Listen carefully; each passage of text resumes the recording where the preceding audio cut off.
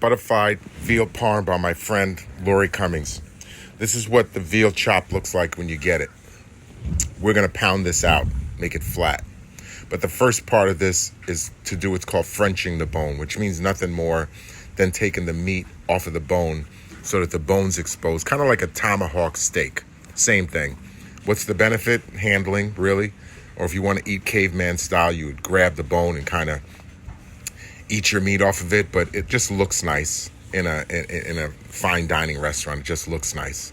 So what she's doing here is using a knife to try and clear away as much meat and fat off the bone. And then the next step is she's going to pound this out.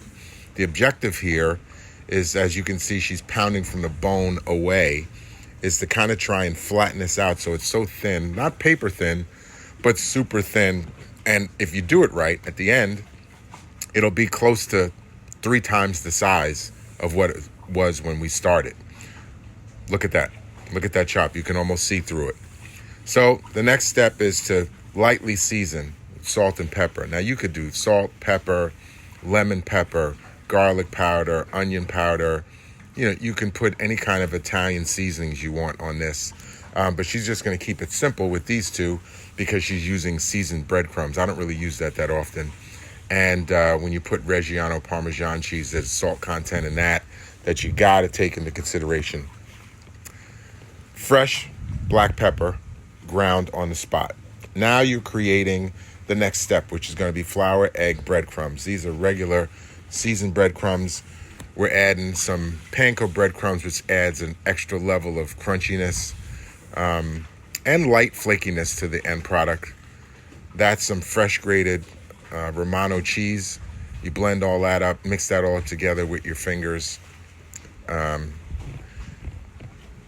just me cracking some eggs here because we're going to have to beat these eggs, because the classic technique for breading is flour first, eggs second, breadcrumbs third, and then you just saute it in a pan that's hot. So you can see she's whipping up these eggs, full eggs, and the next step will be to flour both sides.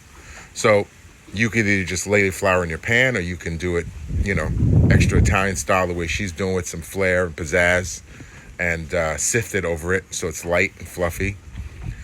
Then you want to coat both sides with the egg, and then the final step is the breadcrumbs mixed with panko. And again, there's that Italian flair and sizzle where you're just kind of bringing it over the top and dropping it down there nice and light, nice and gentle. And that right there, my friend, is ready to be pan fried. All right, so the next step is the sauce, which is basil, oregano, red onions, wine, Parmesan cheese. This is just the sauteed onions. Now that's the sauce. And then here, this is some next level stuff. She got her hand in a hot pot, squeezing these tomatoes by hand, massaging these so it's got some chunk to it, and then roast it in the oven in a really heavy pan. Not many people are doing that. So we're almost home. These things, because if you can look at them, they're basically triple in size.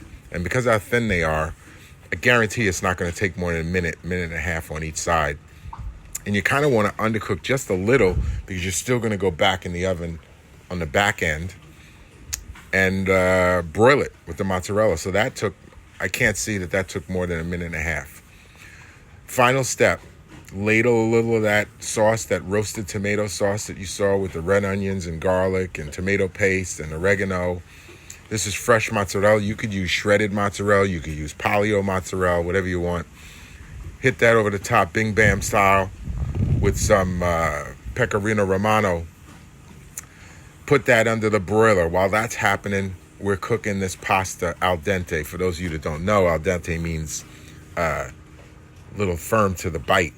You don't want it to be mushy. If you've done that, you messed up. And then here we are. She's got her long tweezers. She spun that pasta around that to create a nice little cocoon. Isn't that nice? Let's put some sauce over the top of that. Yeah, baby. We're going to put some sauce over the top of that. Now, where's that chop? Fresh from the broil. Look at that. Look at the bone. Look at the crispness on that bone. That's beautiful. That, my friend, is butterflied veal parm. That's triple the size of what we started with. Flavor off the hook. Textures off the hook. Phenomenal dish. appreciate my friend Lori Cummings out of Florida. Butterflied veal parm.